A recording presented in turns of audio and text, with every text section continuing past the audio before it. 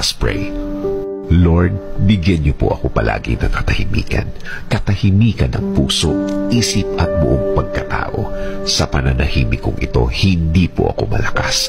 Inaamin ko po sa inyo, Panginoon.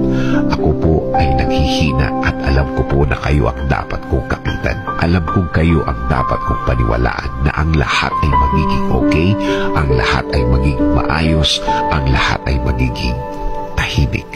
Kakapit pa rin ako sa inyong magandang plano. Kakapit pa rin ako sa inyong magandang bukas na pangako. Alam kong ang lahat ng oras na may problema ay mabilis na lilipas, mabilis na mawawala. Alam ko din, Lord, na hindi ibig sabihin na wala akong nakikitang nangyayari ay walang nangyayari. Alam kong inumpisahan niyo na akong tulungan sa ibang mga bahagi ng aking problema. Alam kong magiging okay, Lord. Alam kong bubuti ang lahat. Alam kong makukuha ko ang plano niyo sa akin. I-guide niyo po ako at ituro mo sa akin, Lord, ang tama at tahimik na paraan. In Jesus' name we pray.